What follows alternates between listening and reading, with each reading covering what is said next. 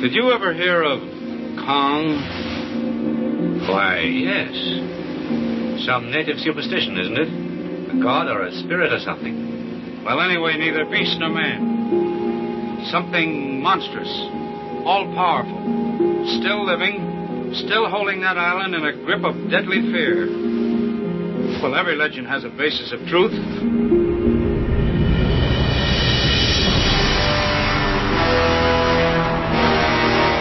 Welcome to Now Playing's King Kong Retrospective Series. I'm offering him adventure, fame, the thrill of a lifetime, and a long sea voyage. Well, I don't see how you can be amused by gorillas. I think they're dull. Well, this one's 60 feet tall. What do you think of him? 60 feet? That's right. This is Kong, the strongest living creature on Earth. Hosted by Stuart. I was just afraid that you might be one of those self-obsessed literary types. The Tweety twerp with his nose in his book. Jacob. I'm on the level. No funny business. Trust me and keep your chin up. And Arnie. Here we are. Just one big happy family. This podcast may contain detailed plot spoilers and mild language. You sure about this? We're primates, too. Listener discretion is advised. It's time to show Kong that man is king. We hope you enjoy the show. Lights, cameras, Kong.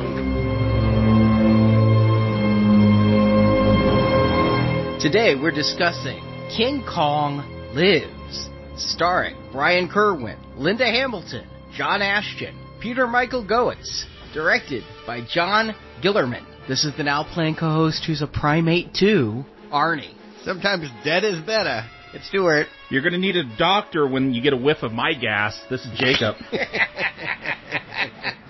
Oh boy, we've reached it. See, this is why I'm probably not a Kong guy. Like, this was the Kong I knew. This was the one that ran on cable when I came home from 7th grade. King Kong came out in 1976. Why did it take 10 years for Kong 2 to hit the screen? There are a bunch of reasons, starting with Dino actually was very disappointed. Even though King Kong was the second biggest grossing film of all time, it beat The Godfather, it wasn't able to beat Jaws. And the fish movie that didn't make people cry made $125 million, and King Kong, the tearjerker, only made $90 million. And so Dino was like, you know what? I'm going to try again. I'm going to make Orca the killer whale. Oh, no. Have you guys ever seen that movie? I have not seen it, but I know of it. Oh, yeah. It's Scarred for Life. You know, most people know Bo Derek from 10, you know, the braids, nudity, and all that. No, I remember this chick's leg getting bit off by Orca. Like, that's the money shot in that movie. And maybe you'll cry in it. I don't know. It is a ripoff of Jaws, and it did not make as much money, but it is more entertaining than Jaws the Revenge. And they may have even ripped it off, because it has a similar... Is the orca psychic? Is it following people to get revenge? There is some, yes, personification, supernatural stuff going on there with the fish and his priorities that, yes, feels like it was a warm-up for that fourth Jaws movie. But it's also worth pointing out, Universal at this point co-owns Kong, has some say in what Dino makes. And once, you know, they made Jaws. So, like, once he's making Orca, they're like, yeah, we're not into you doing anything more with Kong. And they weren't really into making Kong. Like, the disaster movie craze was kind of dying in the late 70s. If you remember, the ones at the end, like The Swarm, you ever seen that one, the Killer Bees one? Yes, I have. Oh, boy. Or Airport. I mean, they did all the popular disasters. They had to dig deep for these later ones. They dug deep. Paul Newman had a volcano movie with Pat Morita that was really bad. It just wasn't a hot time to do more disasters once they were getting towards the 80s. Time for new things. And Dino had other things going on. We've talked about them. Last month, we talked about one of his very expensive epics, Flash Gordon. That was going to be his Star Wars. So, you know, and then he had Conan, he had Stephen King, we've covered some of that stuff. Dune, he got David Lynch started off there. So, he was trying to start his new studio that was based in Wilmington, North Carolina. And so he was trying to raise money, and the reason why he went back to Kong was he thought that if this is my biggest hit, putting out another one will mean I'm flush with cash and I can make other flops like I'm known to do. And more interestingly, it's perfectly synced with the release of Universal Studios' new ride. They have an attraction they're building into their Los Angeles studio tour called King Kong Encounter, where visitors ride a tram into the New York City backlot, and a screaming animatronic Kong is awaiting them and swatting down news choppers. Oh, it's great. I loved it as a kid going through that thing. They did it in Florida, too. I had a great time going on that. Yeah, that's Kongfrontation. That took that ride and improved it when they opened Universal Studios Orlando. But yeah, in 86, this was the first time Kong was making an appearance in any park. And so Dino was like, oh, we can use their marketing to jump out, and we'll try to come out that summer. And so the last hurdle to get over is, how do you bring King Kong back? If you remember, the last time they tried this, Son of Kong, nobody liked that. And Dino was adamant. We are not remaking Son of Kong. I gotta disagree. I saw the end of this film.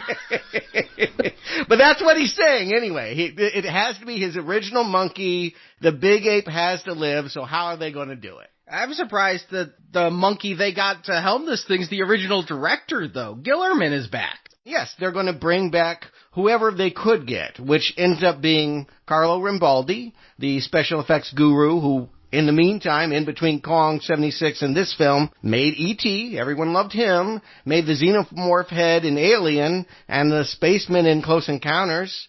The thing is, he didn't design the monkey suit. And all the old suits were Rick Baker's work, and they had deteriorated. He actually had to go literally into the trash to try and find the original molds to make Kong look like he did in 1976. So they got him, but they didn't totally get the guy that could do it. And then, yes, they bring back director John Gillerman because, well, it had all gone really bad for John Gillerman.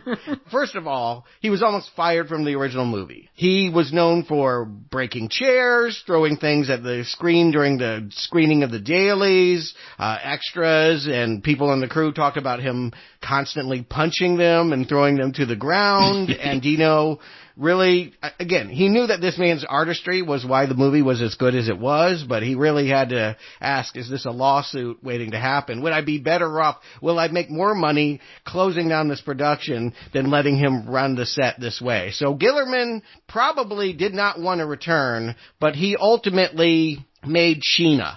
If you know Sheena, Queen of the Jungle. Queen of the Jungle. I never saw it until this podcast. I wanted to know, is it as bad as I've heard? It's more expensive than I would have guessed. It is one of the most expensive movies of its day, more than Ghostbusters.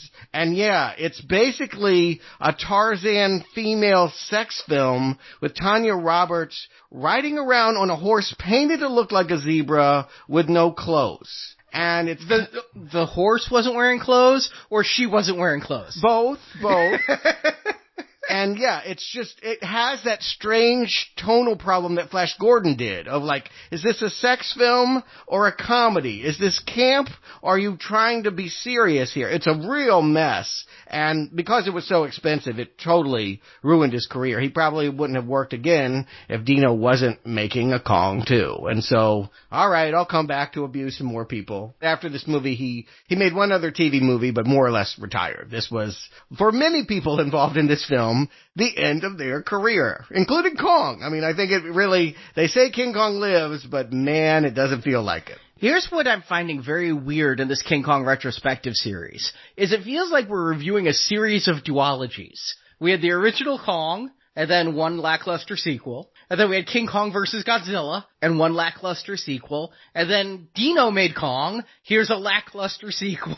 It's not until Peter Jackson that they don't get a sequel, and that one made a ton of money. Did it? We'll talk about it. But yes, I get what you're saying. What it seems is everyone loves it the first time around, but how do you continue on? Particularly when the premise is built on the tragedy, your main character dies. You cheapen it when you say King Kong lives, because the whole tragedy was he died. And so how can they have us still crying, presuming we were? Dino, sorry, I never was, is an interesting question for the screenwriter. But they lost money. They, at the last minute before they were shooting, suddenly $200 million didn't show up at DEG Studios, and they started scrambling and said, yeah, we were going to make Total Recall. We're selling that to Carol Co. And the reason why we have the Arnold Schwarzenegger movie is because Dino gave up the rights to that Philip K. Dick property. And yes, Kong's budget went from 24 to, well, I've heard as low as $10 million. And you can tell that they did not have the money to pull off what they were trying. All of the shoots they were going to have in Brazil and Jamaica and foreign countries are now at their studios and in North Carolina. Yeah, I did some reading, and at the time they were saying they spent 18 on this. So no matter what, it lost a lot of money. It made... I don't understand this number, because it's the only time I've ever seen an or in Wikipedia.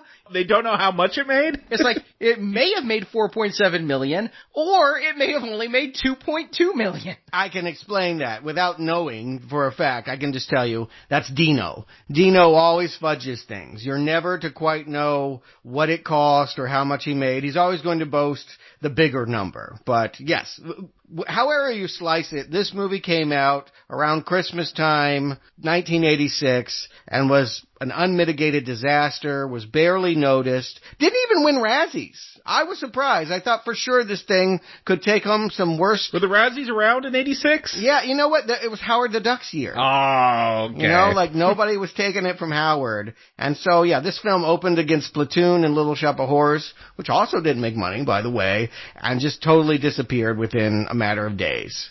And I saw it all the time the next year, running on cable. It's the one that probably I've seen the most often. But you guys, never heard of it? Never seen it? Oh, I've heard of it. I've never heard of it. You know what a pain in the butt it was to even find a copy of this to watch? I thought Son of Kong would be hard. Nope. Archive.org, they got those old films on there, but this one was hard to find a copy of. Oh, you could buy a DVD. It was out on DVD. I don't want to own this. It only costs, what, $95?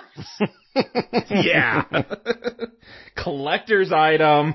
I should have bought it. It reminds me of when I bought Silent Night, Deadly Night 1, and between the time we recorded the podcast and I spent $150 on the disc, and we released the podcast, it came out in the $9 bin. But yes, I want to thank the Now Playing listener. It's the same one who hooked me up with that rare Godfather cut. He has set me up with King Kong Lives, and I was able to see the DVD transfer for it. And of course I remember this coming out. I mentioned that last show. I was interested because King Kong lived, but not interested enough to actually go to theaters during the short time it was out. That's interesting, because you did love the original so much. The original 1976, I should say. But yes, something told you in your bones. Or somebody told me in my newspaper. I was actively watching Siskel and Ebert and reading newspaper reviews. It could just be I saw 2 thumbs down and was like, well, screw that movie. Yes. Yeah, I can understand that sentiment. But Arnie, let's talk about this plot. You mean something that has no sentiment? In 1976, we saw King Kong shot by helicopters, then he plummeted 1,776 feet, crashing to the bottom of the World Trade Center. The king is dead. Long live the king. The giant ape's body was taken by scientists and put on life support for 10 years, while a group of scientists and doctors at the Atlantic Institute in Georgia, led by Linda Hamilton's character Dr. Amy Franklin, designed and built a giant artificial heart capable of pumping blood through Kong's 50-foot body. In 1986, the heart is ready, but Kong is not. The 10 years of sedation has lowered his blood levels, and without a blood transfer, he won't survive the surgery. Who can possibly donate blood for a one-of-a-kind giant gorilla? Well, as luck would have it, they don't have to look that hard. A match is found at Borneo. A wannabe Indiana Jones named Hank Mitchell, called Mitch, is exploring Borneo and finds a giant female ape he calls Lady Kong. Yeah, why not Queen Kong? Come on. There actually was, in the 70s, a rip-off movie called Queen Kong. So someone actually already had the rights to that. He knocks her out and sells her to the highest bidder, which is the Atlantic Institute. Using Lady Kong's blood, King Kong is brought back to life with the artificial heart. But Kong can smell the female gorilla miles away, and he breaks out of the Institute and takes Lady Kong into the Georgian wilderness, where they hide and hump. To subdue the two giant gorillas, the army is called in, led by Lieutenant Colonel Archie Nevitt, played by Beverly Hills Cop's John Ashton. He's committed to killing Kong, so Mitch and Dr. Franklin go on their own to find the apes. Dr. Franklin knows Kong's artificial heart isn't properly calibrated, and if not fixed by her remote control, then he will die. While they follow the apes, Mitch and Amy fall in love and do some humping of their own. Lady Kong is captured, and King Kong jumps off a cliff and is presumed dead. Months pass, and King Kong has survived healing in the wilderness. Meanwhile, Lady Kong is brought to term and ready to give birth. But Lady Kong isn't getting good veterinary care, so Amy and Mitch try to break her out. Mitch has secured some land in Borneo where Lady Kong can live in peace. But King Kong is discovered, and he's hunted by the military and by a redneck militia. It's what you get for hiding out in the Appalachians. Angry, Kong starts to kill his hunters, including Lieutenant Colonel Nevitt, but in his rampage, he destroys the remote control that could regulate his heart. Kong reaches Lady Kong just as she's giving birth. Thank God off screen, that's not some afterbirth I want to see. Kong's artificial heart gives out, but he lives just long enough to meet the Son of Kong. And Lady Kong and Son of Kong are taken to their reserve in Borneo to live undisturbed as credits roll. So, yes, they do work in a Son of Kong. They were thinking about legacy. This is, despite the title, King Kong dies. Tears already forming in my eyes. But in the beginning here, what they're trying to tell you is, and I think it's a hard concept to grasp, yes, in 1976, what we saw was not fatal. Does anyone remember Baby Faye? Like Faye from the first King Kong movie? Nope. Baby Faye. She was a big headline. She was the first person to receive a baboon heart transplant in 1984. This is not ringing any bells, Arnie? Nope, don't recall this. But yeah, Baby Faye showed medical technology was leaning to the idea that simian and human could exchange hearts. The truth of the matter is, the shock was, I thought she was still among us, but the child only lived 20 days. So it wasn't like it was a medical miracle, but they certainly sold it like this was going to be the way we dealt with cardiac problems in the future. What I do remember in the mid-'80s, because my father was a cardiologist, not a surgeon, but several surgeons in his practice, was the invention of the artificial heart. And my father's involvement in the first artificial heart transplant in our city. Really? Yeah. Your dad did that? No, he's not a surgeon. My father was the medical doctor who worked with the patient before and after the surgery, because if you've ever had surgery, surgeons like to cut and then leave you. You know, they cut them and leave them. Okay. Yeah, 1983 is the first one. Barney Clark is his name. He was a 61-year-old dentist. And again, my sense was like, yay, we did this amazing thing. We built a mechanical heart, and it replaced his organic heart, and he lived 112 days. Like, did it get better? Like, I don't feel like anybody does this anymore, right? It's an invention that went away. Your dad didn't keep doing this, right? Like, this was a fad? They still do it. Okay. 85% of transplant patients return to work or other activities they previously enjoyed, and 75% of them live at least 5 years. Okay. That's come a long way since my memory of, I believe it was RoboCop 2 with the Honda, Suzuki, you choose your heart. So all this is happening in the early 80s, and even though it wasn't a huge lease on life at that time, you can see why a screenwriter would think, this is the answer. Kong fell off the building, we heard his heart thumping to a stop, but if we get him a new heart, hey, there it is. That's a stupid fucking idea. The dude was shot with 80 million bullets, a heart transplant. Yeah, he also fell off the World Trade Center. His bones are dust.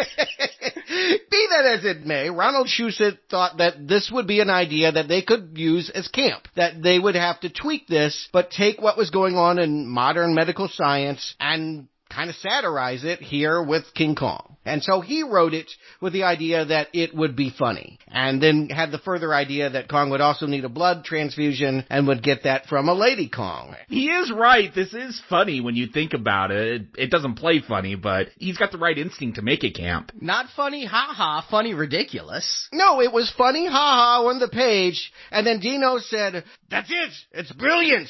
At last they will cry! I will make them cry again!" Jeez, he really wants us to cry during this, doesn't he? Yes, Dino didn't understand that this was stupid. And Dino thought that this was completely normal, and that we would, again, he had the same tragic storyline set up for his sequel. I'm not going to outright say Dino was high on drugs, but I will say this is the same year he hired Stephen King to do Maximum Overdrive. Yeah, no, Dino was crazy. I mean, everyone that works with him will tell you that. It's why so many people didn't come back to this. Jeff Bridges tells a very funny story about how Dino came up to him at the end of the shoot and is like, Jeff, I got 2 words for you.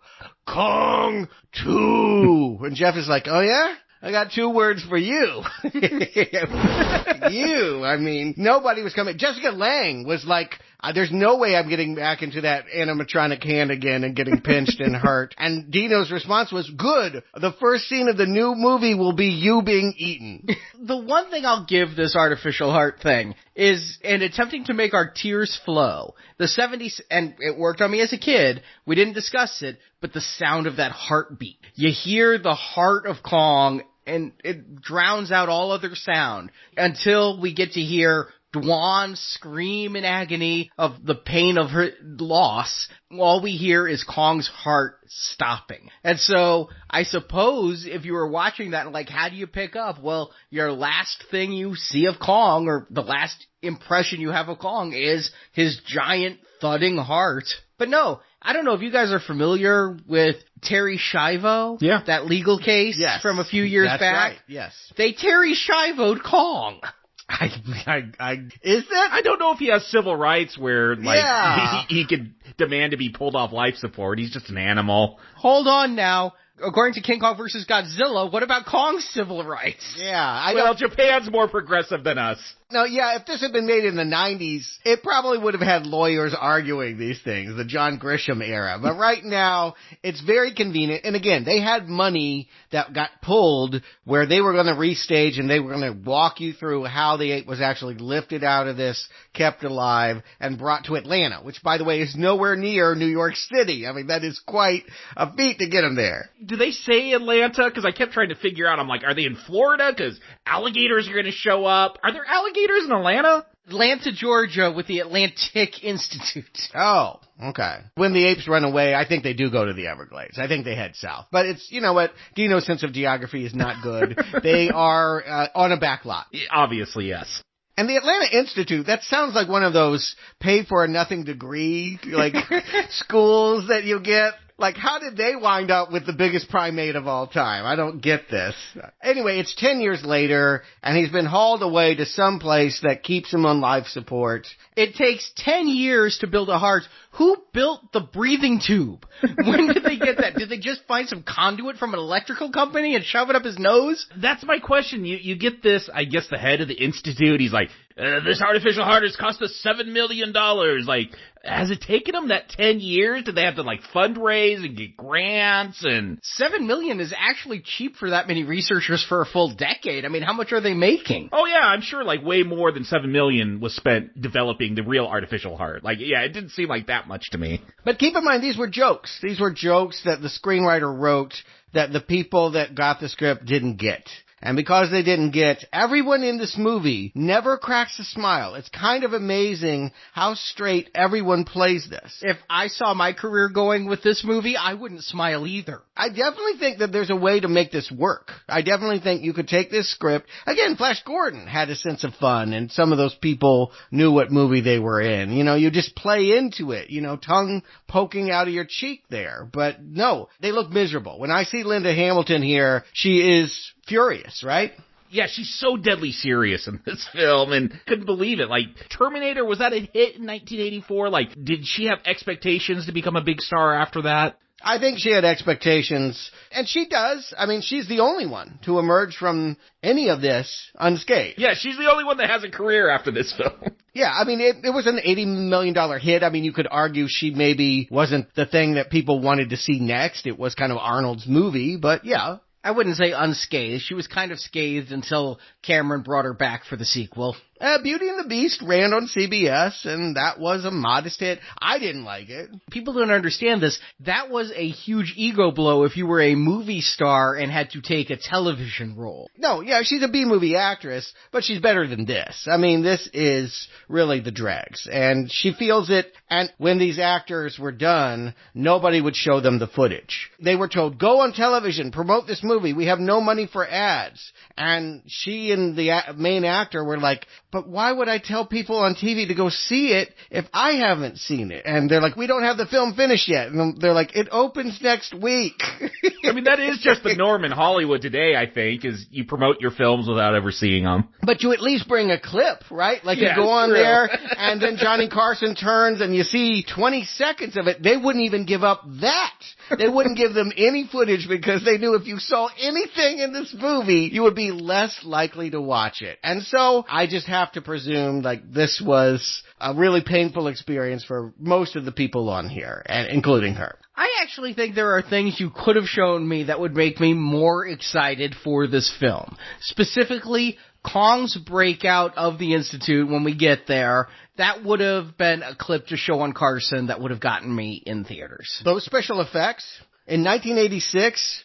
2 years after Ghostbusters, Back to the Future. Are you kidding? This is so behind the times. In 1986, didn't we go see Explorers in theaters as well as The Wraith? No, Arnie, don't hold up The Wraith as what people like to watch. You like to watch that. But most people had an expectation about what visual effects were, and this movie is not flying. I'm just saying what we saw, what we actually paid ticket prices for. The Gate had terrible special effects, but we were in theaters. I didn't go to that, but I understand your point. Children might go to this. This is a PG-13 movie. There's a nip slip. The parents are going to have to explain to them about Lady Kongs and where little baby Kongs come from, but I suppose you could take small children. Is there a human nip slip, Jacob? Yeah, Linda Hamilton's nip slips. No, I think she takes off her shirt intentionally, but yeah, they kind of... Well, it's only flashed for a second. It's not like it's out there to ogle for a long time. It's half a second.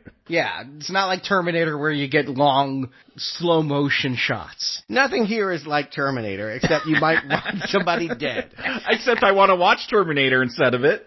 Yeah, maybe that's what you're feeling here. And again, Linda Hamilton is here, almost unrecognizable, but yes, behind Scrubs, she's skulking about saying, we need a miracle, and cut to Borneo, here it is. I guess originally this was supposed to be less awkward. Hank was supposed to be climbing a rock face, falling off, getting caught by Lady Kong, and essentially being the male Fay Ray. There was going to be a whole romantic storyline between human and simian. Yeah, I kept waiting for that to happen. It was in the original design of this, and when the budget got slashed, they just reduced that part of the movie. Okay, I do not understand just the... I do understand. It's called poor writing, but the vast coincidence that they're like, we need a miracle, and then you cut to this guy in Borneo who, he's just like a big game hunter who sells things to the States, right? Arnie, don't you know that Skull Island in Borneo used to be part of the same landmass, and apparently this is how animals get separated and end up on different continents? I mean, it is in the South Pacific, but yes, why couldn't he just be on Skull Island? Why couldn't he just find a place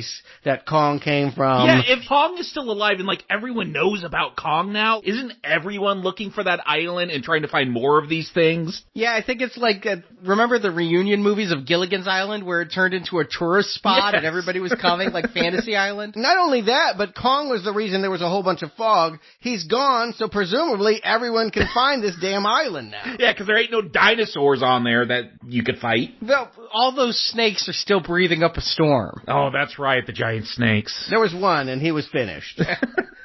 Nobody hatches one snake. It's always a nest.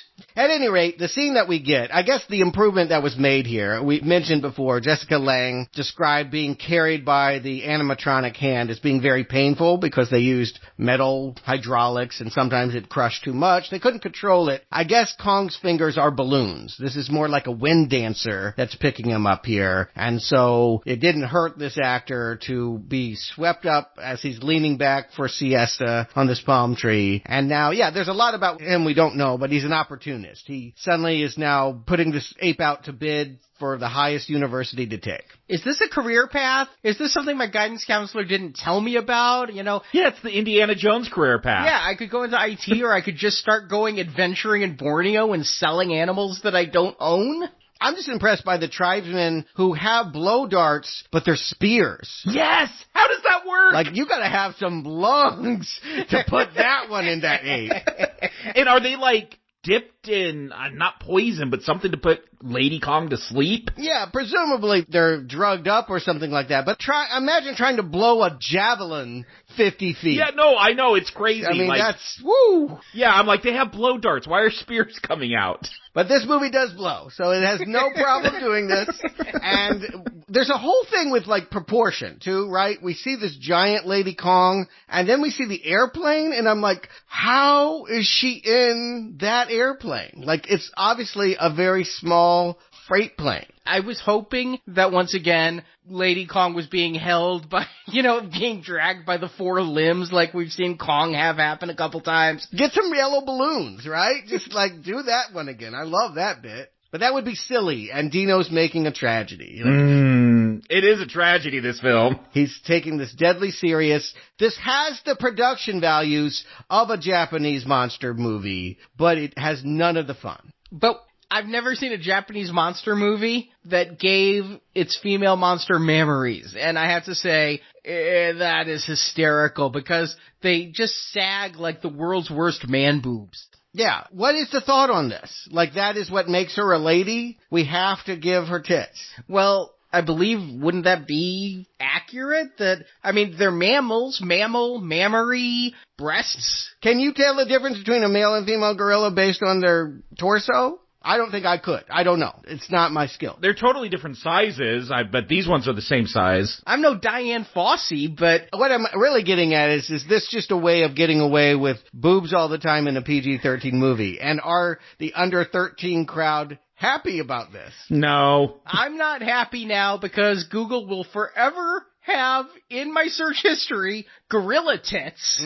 But yes, female gorillas have tits. And there's no hair on them. So the hair just stops, and there are some boobies. Okay. They didn't have to do this. Again, these are Kongs. They're not gorillas. You could shape them however you might like. But yes, it seems to be the thrill of this movie, kind of like Flash Gordon, that they're getting away with something, that Lady Kong has these big gazoombas, and everyone is pretending not to see them. If they were getting away with something, wouldn't they have made them pert?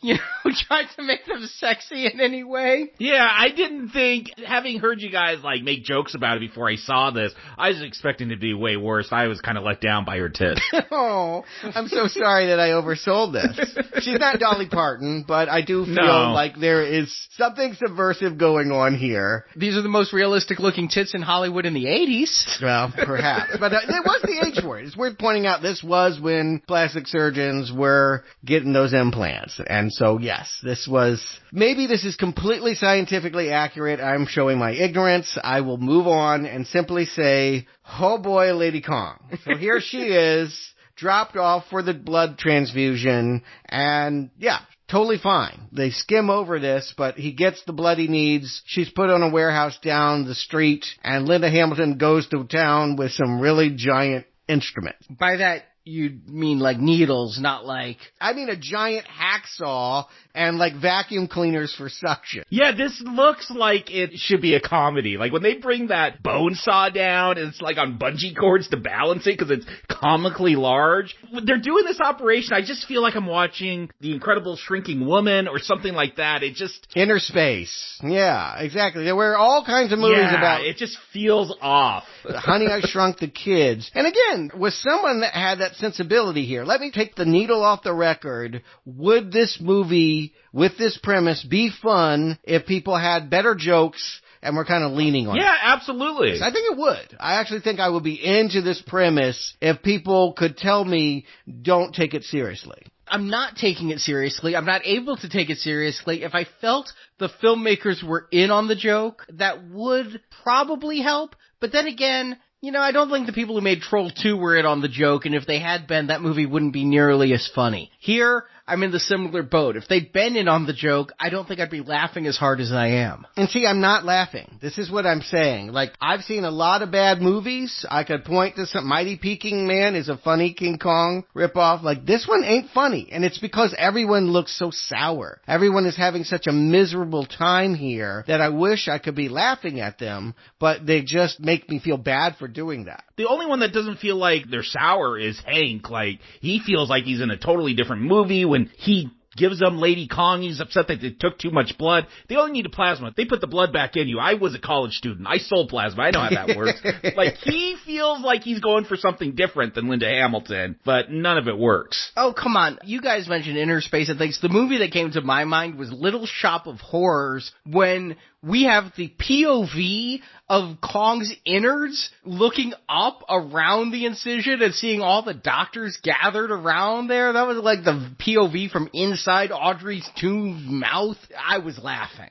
You were laughing at this movie. I was laughing at this movie like the fat kid on the playground. Okay, I wasn't. And again, I feel like I was primed for it. I think the reason, maybe one of the reasons why it wasn't up for any Razzies Beyond Worst special effects is it's just not a good time. It's not fun like those Japanese Kong movies, which were equally dumb and equally bad looking. Yeah, when they're doing the operation and like the clamp comes loose and blood spurting everywhere, they're playing it serious. It's like I'm watching ER or something. It's not being played for jokes. Mm-hmm. Right. That's what makes it funny, is that they're trying to take it serious. It's not campy enough. It's not Brown Arrow enough for me to laugh. Oh, it is so campy. It's unintentional camp, but it is camp. Yeah, I'm seeing something different than you, Arnie, because I hear what you're saying. Yes, these are people that are degrading themselves in a movie that is asking you to believe this is a heart-pounding surgery, but I can't laugh at them for doing this. It feels solemn and bizarre, and has none of the spirit even of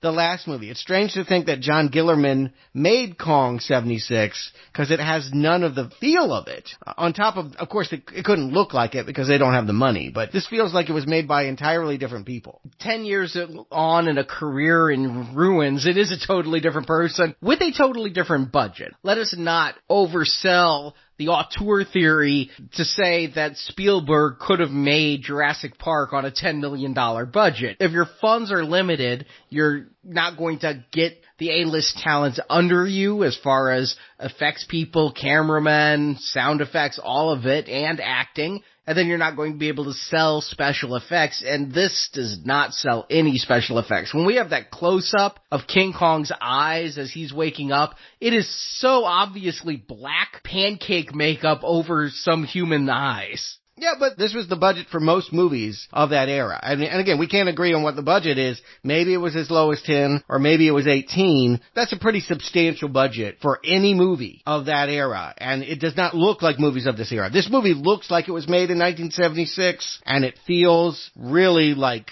Grindhouse. The Kong suits are, I think, as good as 76's. They're so much better than those Japanese ones where we could see the stitching and the zippers. And yet, when I could see the stitching and the zippers, it works better.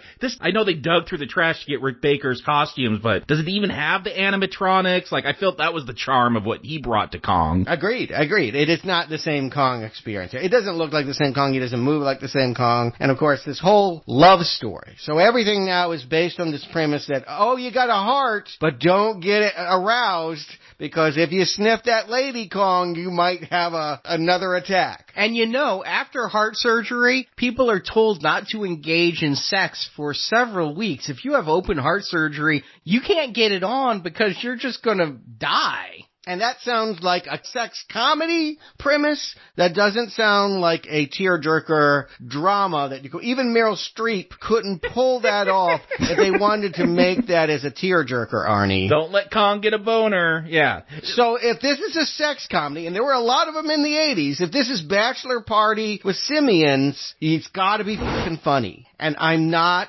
laughing, damn it. And are you telling me, so this is all pheromones? That's how the Kongs know about each other? Because I was wondering, I'm like, are they psychic? Do they smell each other? Can they hear each other? If they were psychic? It was unclear to me. Well, if you recall, he was able to track down Dwan in a underground Manhattan bar, and he was flaring those nostrils. Yeah, that's assuming there's continuity between these films, and I don't make that assumption. I thought Lady Kong might be in heat, and if there's a dog in heat a block down, my dog will know about it. So I don't know if you'd say pheromones or just odors, but Kong's sniffing something he likes. Is there a reason why he's not pursuing Dwan, other than the fact that Jessica Lange said absolutely under no circumstance? Shouldn't Kong still be in love with her, though? I gotta imagine there's been some brain damage, memory loss. Who knows what's going on with Kong mentally? A facial paralysis is obviously here because he is not making the faces.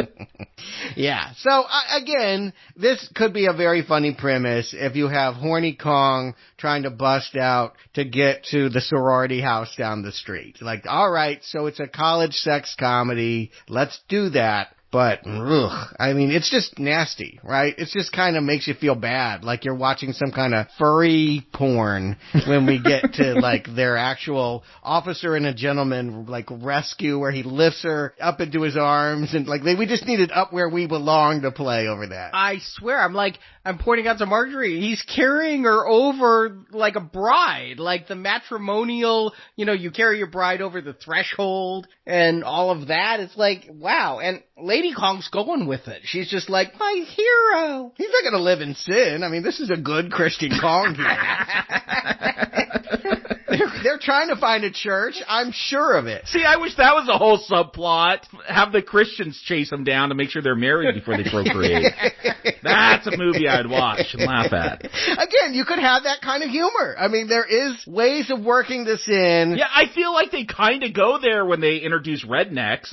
They should have done that more. Yeah, I feel like you could have definitely shown a satire of America. They kind of do. I don't know if they intend to. But when we cut to the few people that we see outside, they're waving Confederate flags and wearing Tarzan thongs. Yeah, referencing Deliverance. Yeah, I mean, like, there's ways of making this a good time, even in its limited budget. In fact, it requires it. If you find out that you have $24 million and now it's gone down to half that, you rethink where you're going with it. You look at everything again. You make the movie that you can. I mean, that is what a good director does. And so John Gillerman should have either stepped aside and let one of the Zucker brothers do this, or get Dino out of the writer's room because he doesn't understand what jokes are. But Dino wants us to cry. He's not going for humor. Nobody in this is trying to make a comedic film. They're trying to make a serious film, which is where the comedy lies, is in seeing them so deadly serious about something so fucking ridiculous. Usually that's true, but here, really, you're laughing a lot. Oh my God, I can't stop. I'm laughing harder than I laughed at the Rush Hour films, and that was quite a bit. Oh, wow. Okay. My face is stone face. I'm watching this and it feels gross. Oh, come on. When Kong is breaking out and you've got the security guard trying to get a radio to work, he's not running. He's not doing anything to stop Kong. He's not afraid of Kong. He's banging on the radio to work. That is unintentional funny. Yeah, the one good Brown Arrow moment for me is, Kong carries off Lady Kong, and they're like out in the woods. He finds a snake, and he's like trying to impress her. Ooh, have this snake. And she ain't gonna have none of that. You don't give Lady Kong snake on a first date. Well, she's more refined than that. Don't they later say they're herbivores? Yeah, but he needs protein. He needs 2,000 pounds of protein a day, and I don't think he's eating soybeans. Maybe it was an Adam and Eve metaphor. Maybe this movie's just too deep for me. But I was literally screaming at the TV, please stop this. I cannot take watching these men in ape suits pantomime this date.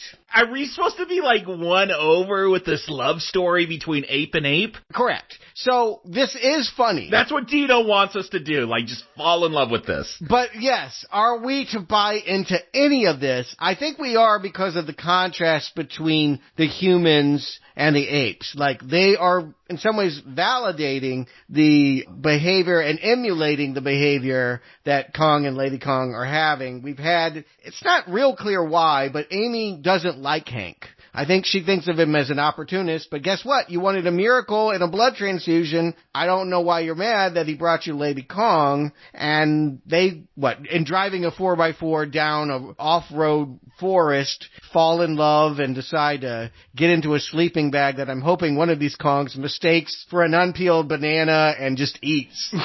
Yeah, that's another hilarious moment when Linda Hamilton finally gives into Hank and like throws open her sleeping bag with that come hither look. Like, oh, I'm rolling my eyes so hard. I'm like, is this supposed to be romantic? Are we supposed to love this love story?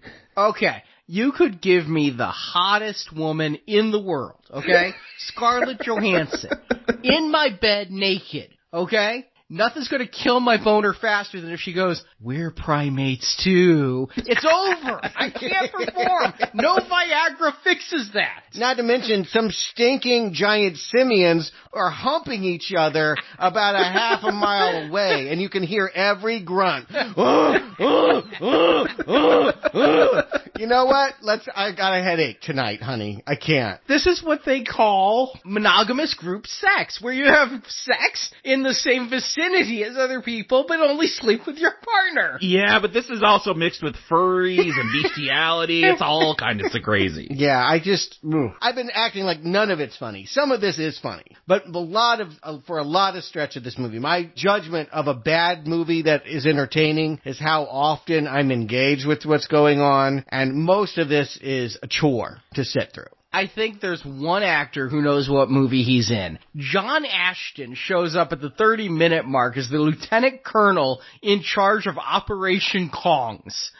And he is making these facial expressions that make it look like he's constantly having a stroke. His eyes are fluttering. His eyes are rolling back in his head. And he is chewing up that scenery. I think he knows what he's in. I think he might be doing a parody of Dino, or maybe John Gillerman. It was said the cast and crew were so against the director, the special effects team were making dolls of him, and in some of these shots where like he's stepping on cars and all, like Kong is actually crushing the director. Like, these are unhappy people that are on this set. I think you might have a soft spot for this actor because he was a supporting character in Beverly Hills Cop, right? I'll never forgive him for not coming back for part 3, though, so no soft spots. No, well, I never saw part 3. You're lucky. I'm sure I won't avoid it forever.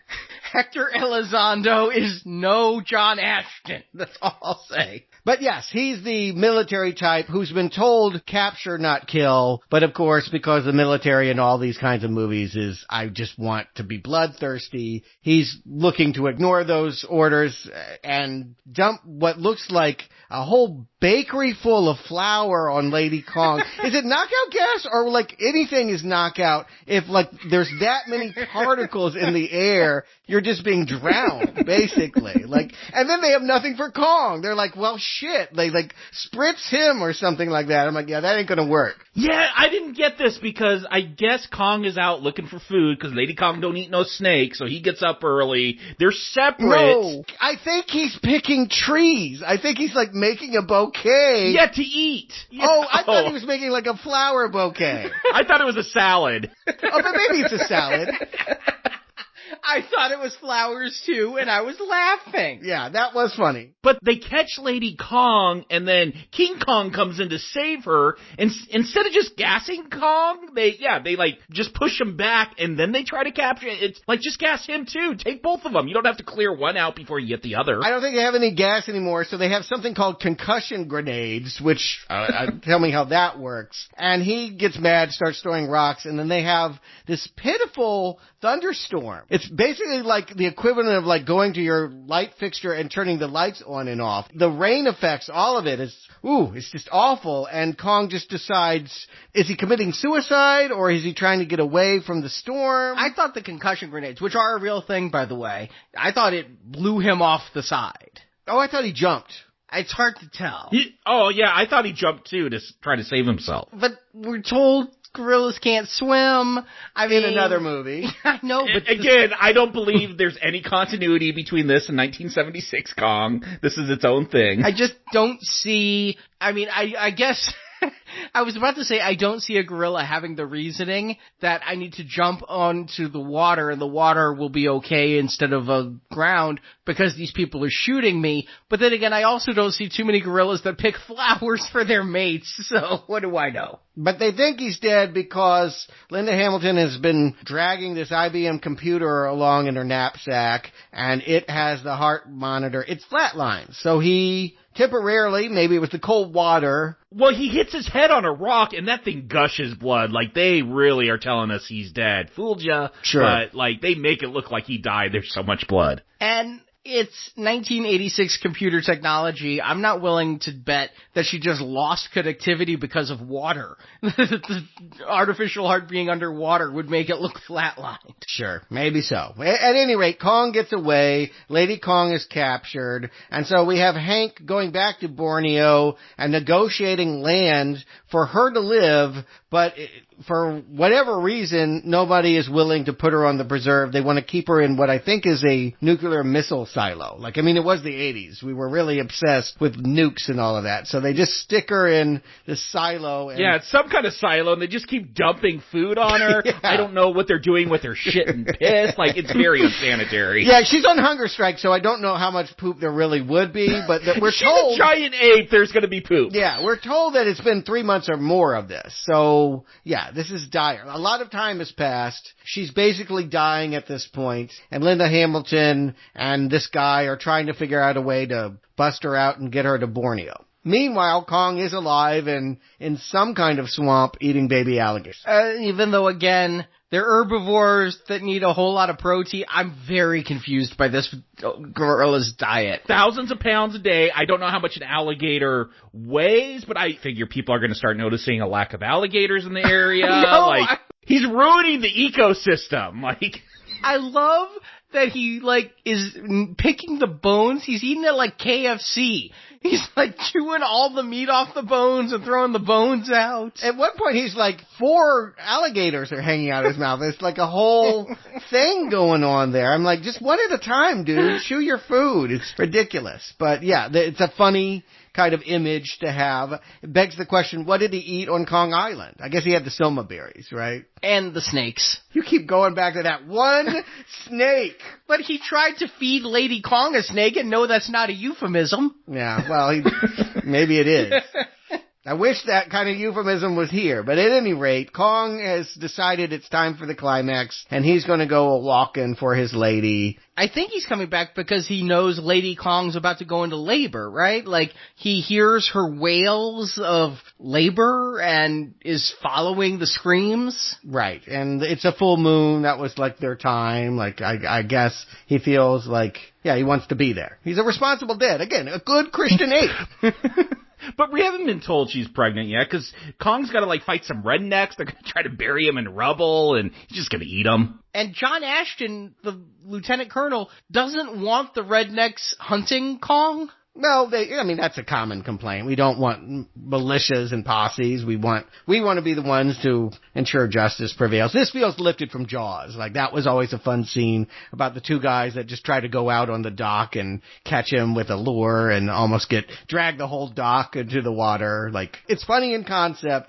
In execution here, it's pretty stupid. That's the case with a lot of this movie. I could kind of go with all of this if Kong was smashing cool stuff or fighting cool dinosaurs. A complaint I had with the 1976 one because Dino wanted to make us cry, and that meant, I guess you can't fight dinosaurs, but here, Kong, what, he's gonna, like, rampage on a golf course? Like, this is the most middle-class suburban Kong rampage we have seen. It's just, there's not much excitement here. North Carolina, I want to remind you. Is Dino throwing shade at Back to the Future with stepping on the DeLorean like, my Kong is going to be better than your time travel movie? I was wondering that, yeah. No doubt he was plotting his own Back to the Future. Yeah, he gets very jealous of anyone else's success, so I'm sure that was some kind of petty thought that he wanted to throw in here. But, let's think back on Toho Studios and, we could talk about those being models and dioramas that they tore up, but there was a beauty and an art to them. Here, with the superimposition and the few times they have models, it all looks really bad. I mean, this shows what good model making is. To me, it looks the same as Toho when he's walking past those farmhouses that are obviously miniatures. It looks the same as, that great shrine that they rip up and all of that? No way. No way. All right, the shrine is something special, but it looks the same. It looks better than some of the remote-controlled tanks that went after Godzilla. No. When we see cars and he's stepping on vehicles here, abysmal Matchbox cars. This is pathetic. No, that's what I mean. You can't even enjoy this movie like a regular kaiju movie. I think regular kaiju movies often look ridiculous just like this, so I don't see a difference. I'm failing to see the delineation of good bad versus bad. Okay, well, it's there. I'm here to tell you, as someone that is a fan. This looks cheap. It looks dark. Toho, they got all those lights on. They're not trying to hide that they're toys, but I can see what's going on, and that's part of the fun, is that they're kind of just totally shameless about what they're doing here. I don't know, maybe Dino does want to try to hide the fact that they're using toys, and it just becomes a murky, dark image. Yeah, plus there's just detail to the models that count. So even when you recognize their models, they look like cool models, whereas this doesn't look like a cool model. This looks like a C+ school diorama. But yes, Kong eventually gets to the underground bunker. Why is no one finding him? Days and nights pass. Sometimes, he's on the golf course, it's bright midday, and somehow he's allowed to walk till night and nobody can find him, and it's just amazing that he's been able to go from the Everglades to this institute. I understand they're in Appalachia, but we see mountains and hills, so I don't think they're in the Everglades that long. Yeah, he's gonna show up to a square dance, Okay, so they went north. But yet there's alligators somewhere, so maybe to recover, he went south to the Everglades. But the fact that these gorillas could just disappear in Georgia. I've driven through large swaths of Georgia, and yes, again, Appalachia, there's a lot of mountains and a lot of land, but Appalachia's more north than that. Well, the Appalachian Trail starts in Georgia and goes north from there. That's what I was kind of judging by. And I would think any airplane would be able to spot these giant gorillas from the air without having to look all that hard. Airplanes, children, everyone would know, it wouldn't be hard to spot the giant simians that have torn and left giant footprints, and all of this is silly. What was the plan? What were they going to do? Nevitt keeps saying, okay, we'll get them, but what do they do when they get them? Is it just the tanks? The thought is we just shoot them dead? I think that is Nevitt's desire now, is after, when Kong comes back, and what is said by Amy is Kong gets captured by the rednecks, and they, bury him? Yeah, they blow up some dynamite, and it buries him up to his neck somehow. It looks like a prank you play on someone asleep at the beach. And then Kong finally gets free and bites the head off the guy who was torturing him, and Amy's like, no, you've taken a life. And at that moment, the lieutenant colonel feels free to kill Kong because he's killed a human. She's got a box that, controls his heart. They could just hit a button and he's dead. They could just take him out that way. But she doesn't want him dead. Yeah, so we go after her and not Kong. It's much easier. Or there had to be another box. Tell me they didn't, have a backup here. Again, it's a whole institute. But yeah, their plan seems nebulous. They're going to kill him, and nobody is interested in moving them to Borneo. Why is Borneo, a bad plan? The military doesn't want to give up Lady Kong for reasons. They say that they spent a year guarding her, and so it's now a vendetta for them that they just keep her in a box until she dies. Good thinking. Okay. So anyway, she is pulled out of the silo, holding Mitch. Mitch is kind of Fay Ray at this point, and they crash a family reunion to have their family. That's kind of a joke, I guess. There's this do-si-do and moonshine party. There's square dancing in this movie. Yeah. And the big apes just kind of fall into their barn, and yeah, she goes into labor, and before you know it, Baby Kong! Baby Kong, Baby Kong, Baby Kong. I'm shocked you know that, Arnie.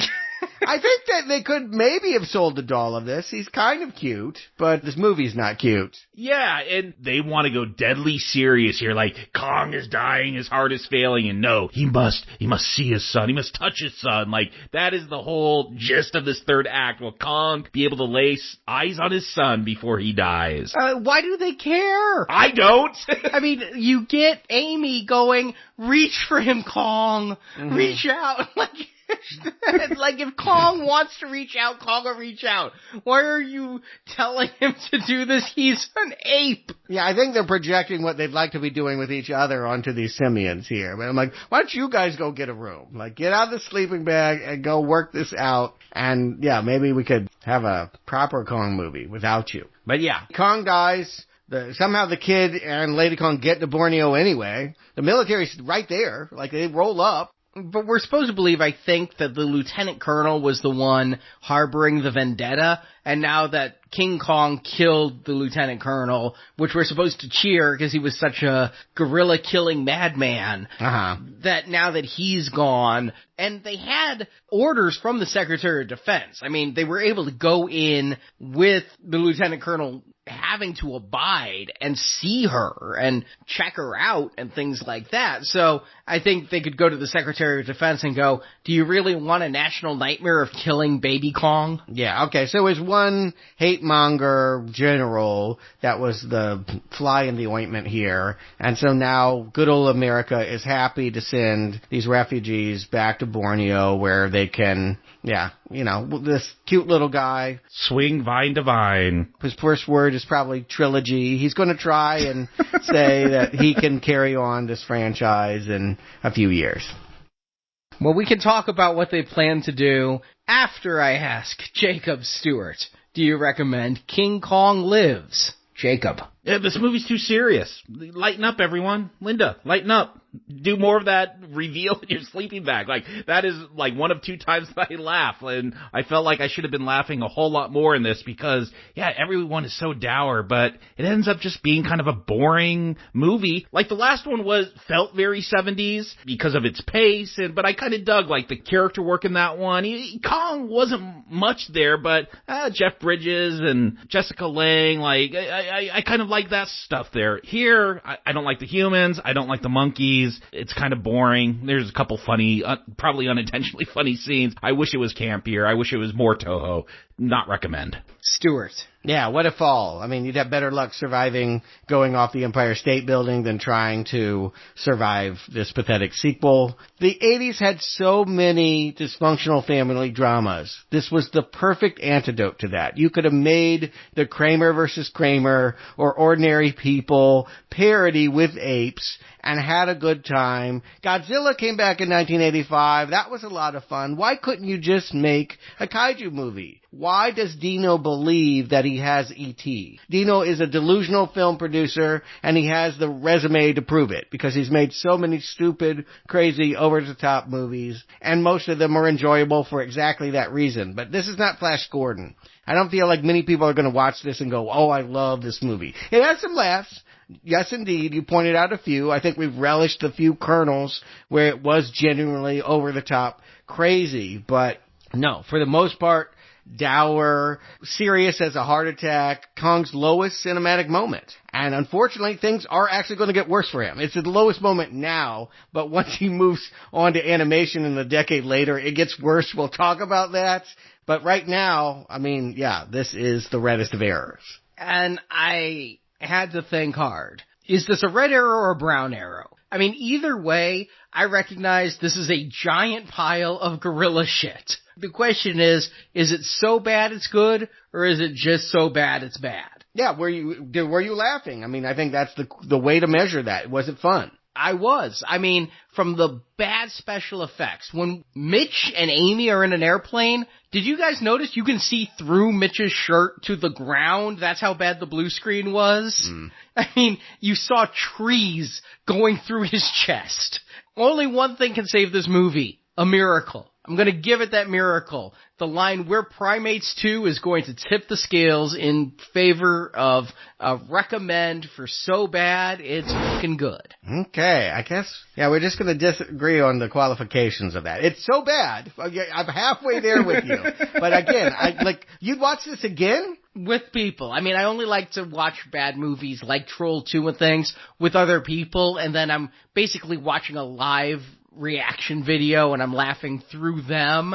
I never would watch Troll 2 again on my own. But you think this is as good as Troll 2? Nothing is as good as Troll 2. Yeah. But this is on the spectrum. Wow. Low. I mean, again, if it's a guilty pleasure, this is not one of the best bad movies I've ever seen. And again, I get why Howard the Duck would get the Razzie over this. But I think that the TV series spin-off Dino was wanting would have been even worse. Really? He was talking to Filmation Studios for an animated spin-off of this movie starring the son of Kong. The series would be called Kid Kong. And there were ideas like he could change his sizes at will. So he'd be giant King Kong and then little Kid Kong, and he'd visit different planets.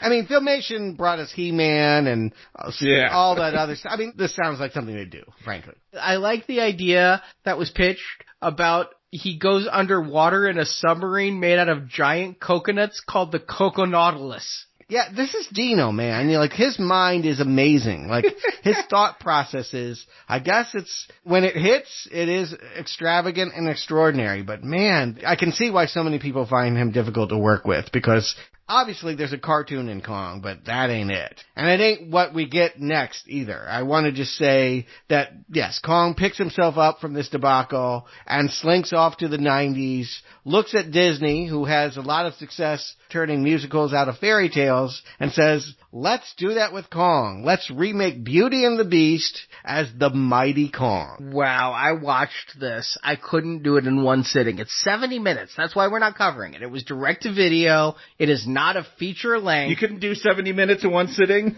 I couldn't do 70 minutes in one sitting. That says a lot about the quality. And when I did the final 30 minutes later that night, Marjorie wanted to stab me for making her in the vicinity of that movie for 30 minutes. The songs are bad. The dialogue is bad. The animation sucks. There we go. Let's really hone in on that. Because, yeah, the guy who had directed this, his biggest credit was producing the Fonz and Laverne and Shirley cartoons from the 1980s. I don't even remember those. And the guy that wrote this wrote King Kong Escapes. So, yes, the aspiration truly is Beauty and the Beast. They are trying to say, we can make a Disney fairy tale with the voice of the Little Mermaid. Jodie Benson is playing Anne here, and Dudley Moore, in his last screen role before he exits this earth, he is playing Denim, and they're singing and dancing. It's why it takes the same amount of time as the 1933 movie to get to Kong. I couldn't believe it,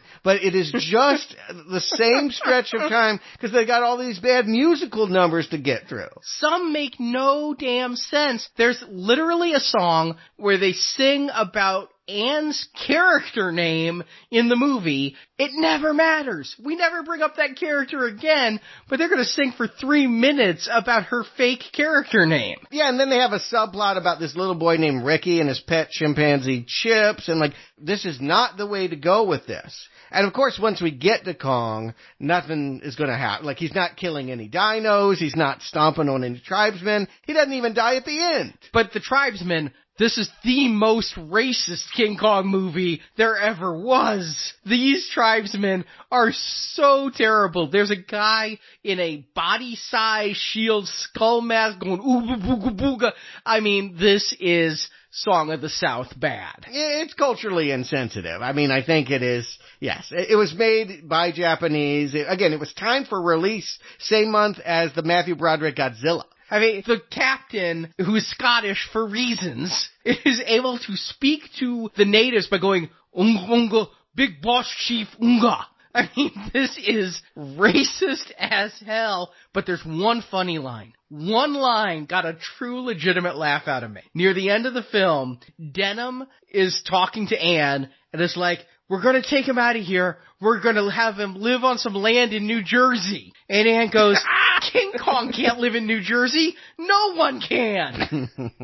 I didn't even catch that line. I was probably falling asleep at this point. But yeah, I just want to point out that because this is made for children, again, fairy tales, they could do this. They have sad endings. Like Bambi's mom got shot. They could have Kong die at the end and do what the fairy tale requires. I thought for sure it would end kind of like one of the Soho ones, and he'd get back to the island. Like, we'd have the Empire State Building, but they'd actually bring a net, and we'd end with him return to Skull Island. No, they bring planes to shoot at him, and he falls off the Empire State Building just like the regular one. I'm like, wow, they killed Kong in the cartoon?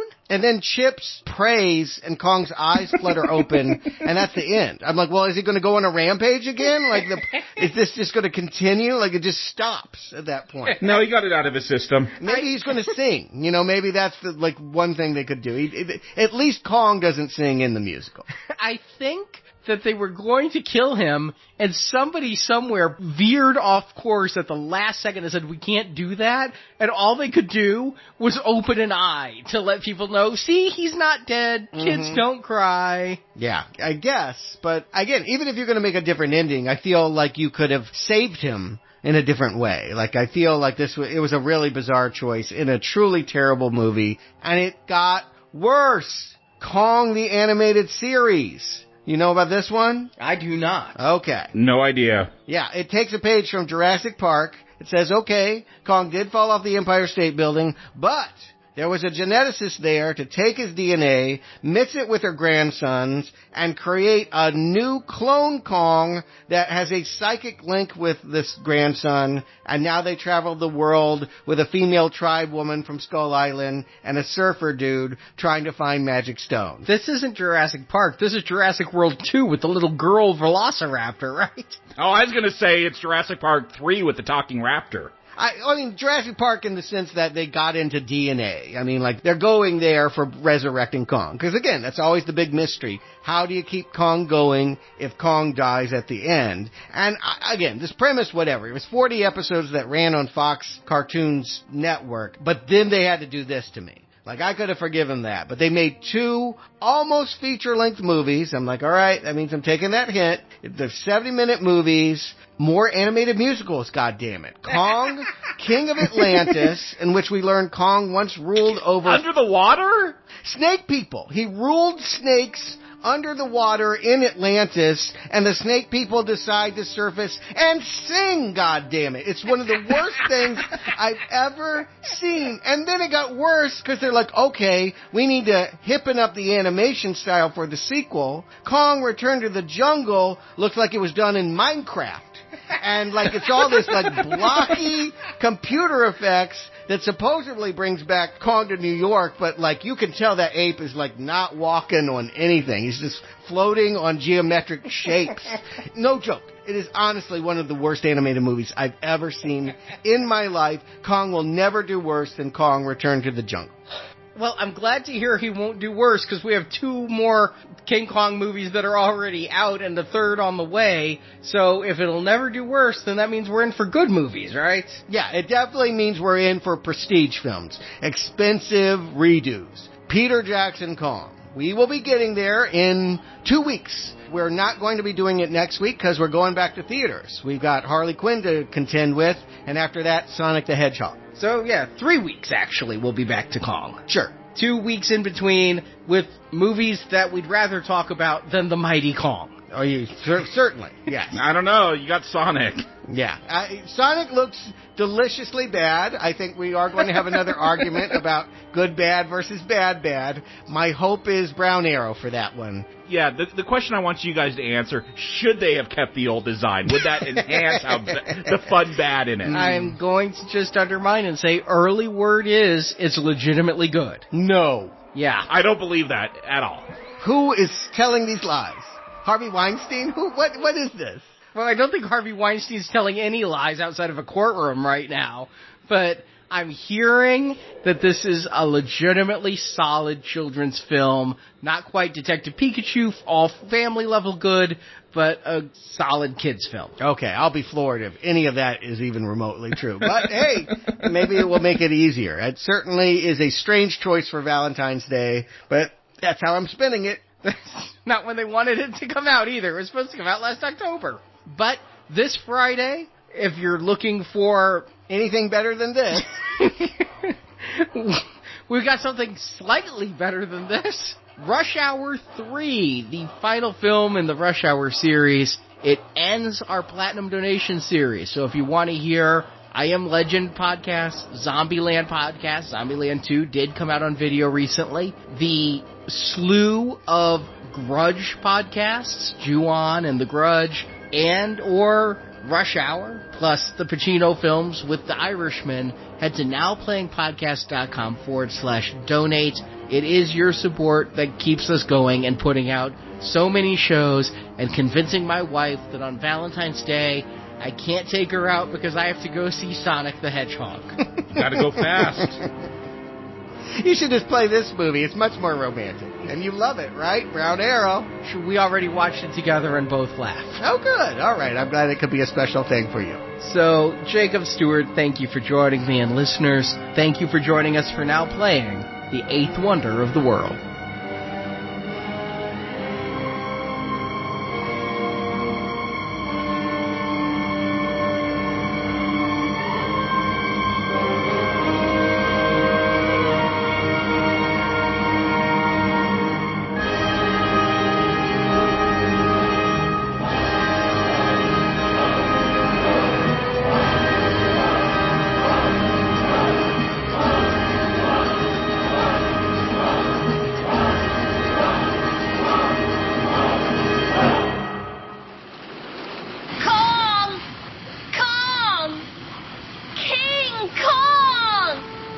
Don't call. Yeah, let him go. But he's going. He's going home. I think he's had enough of what we call civilization. Thank you for listening to this Now Playing Podcast movie review. It's no use. The show, it's over. It's done. I'm done. We hope you've enjoyed the show. Holy mackerel, what a show. If you enjoyed this show, please tell others. You can help us out by leaving us a 5-star review on Stitcher, Podbean, iTunes, or your other podcast store of choice. Word will get out. It always does. Want to hear more reviews like this one? You can find hundreds of other movie reviews at our website, nowplayingpodcast.com. Switch it on, like this, and you'll get my magic.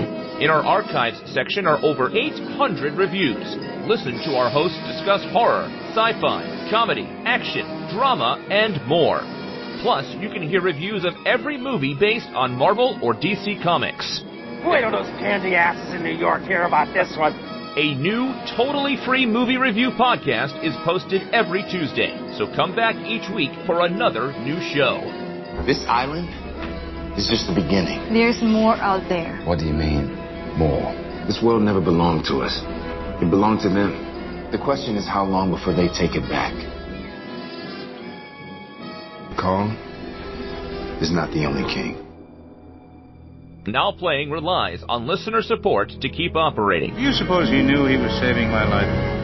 Do you suppose he knew he was helping us? Of course not. You want me to believe he was grateful? You can support Now Playing by joining our Podbean crowdfunding campaign. Backers can get early access to reviews, unedited reviews, exclusive shows not available anywhere else, and more. Details are at nowplayingpatron.com. I am a realist, and I need you, so I am going to be generous. I will let you go without a bit of trouble and with lots of cash. At our Podbean site, you can also support the show by listening to any of our donation shows. Series like Planet of the Apes, Jurassic Park, Phantasm, Jaws, and others are available for a small, one-time contribution. I'll give you another 1,000 to leave right now. You haven't given me the first 1,000 yet. You can also donate to us directly on PayPal. Details can be found by clicking the banner at the top of our website, nowplayingpodcast.com. You might as well settle up. You gonna pay me? I'm not gonna stiff a friend. Want 375 more Now Playing reviews? Get the Now Playing book, Underrated Movies We Recommend. Arnie, Stuart, Jacob, and Marjorie reviewed 125 different movies, each getting 3 recommends, or not recommends. There was still some mystery left in this world, and we could all have a piece of it for the price of an admission ticket. The ebook is available now, and the print book will be shipping soon. Find details at nowplayingpodcast.com/book. Well, it better be good after all this ballyhoo. You can also follow Now Playing on Instagram, Facebook, and Twitter. There, the hosts post new episode announcements, movie reviews, and contests, where you can win movies and soundtracks. Also, subscribe to us on YouTube for original video content. She could be hysterical, so come on, follow me. Now Playing Podcast is produced by Arnie Carvalho. I'm someone you can trust. I'm a producer. Believe me, I am on the level. No funny business. Associate produced by Jason Latham. Sure, no, I've been a big help. Now Playing is edited by Stephen, Heath, and Arnie. All right, on deck! Everybody on deck! Everybody on deck! Now Playing credits read by Brock. I can't tell when I'm talking or when I'm not talking. You're talking. Am I? Yes. I'm talking. Yes. Your mouth is moving. The opinions expressed on Now Playing are those of the individual host and may not reflect the opinion of Venganza Media Incorporated. If you feel it, you say it. It's really very simple.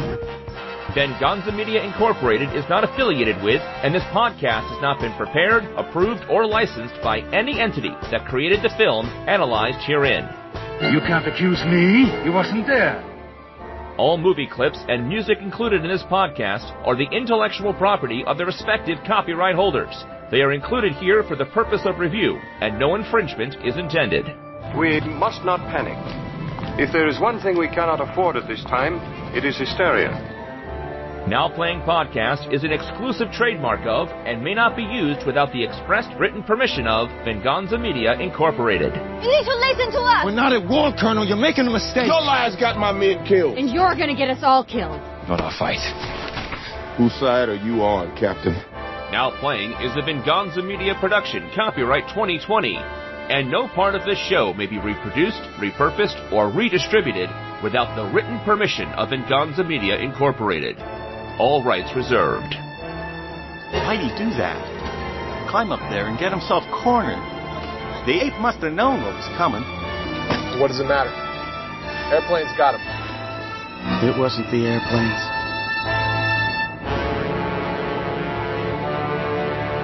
It was beauty killed the beast.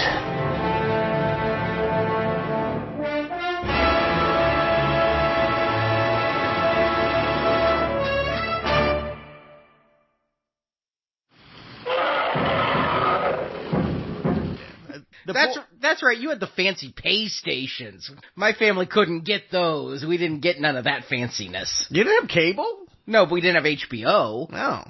Well, we had Spotlight. I don't know if you should be envious. Spotlight? Yeah, exactly. I don't even remember that one. And you won't. But anyway. Apparently Spotlight had King Kong Lives.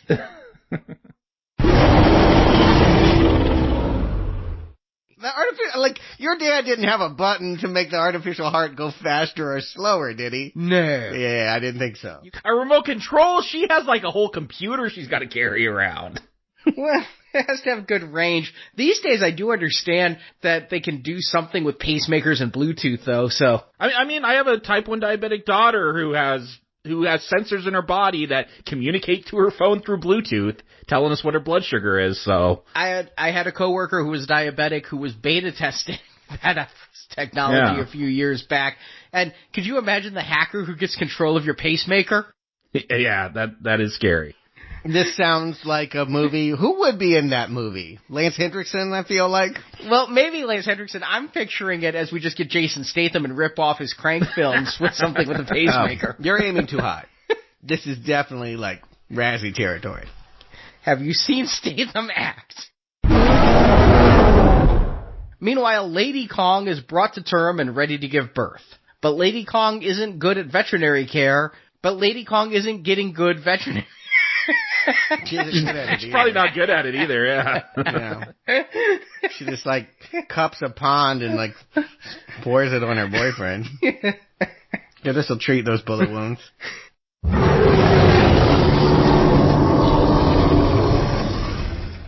Does anyone remember Baby Faye? Like Faye from the first King Kong movie? Nope. Baby Faye. She was a big headline.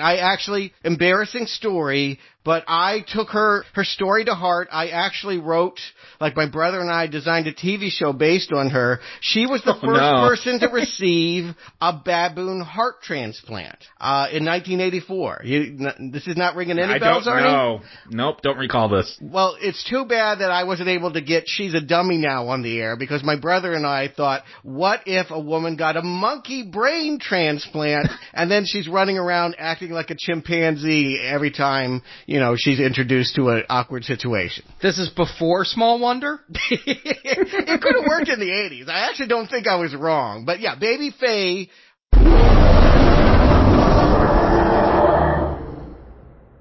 85% of transplant patients return to work or other activities they previously enjoyed. Personally, I would not return to work and call it an activity I enjoy. Yeah, I just kill me. Let me die of the heart attack. You could do work or other activities that I enjoy. I'll do the other. And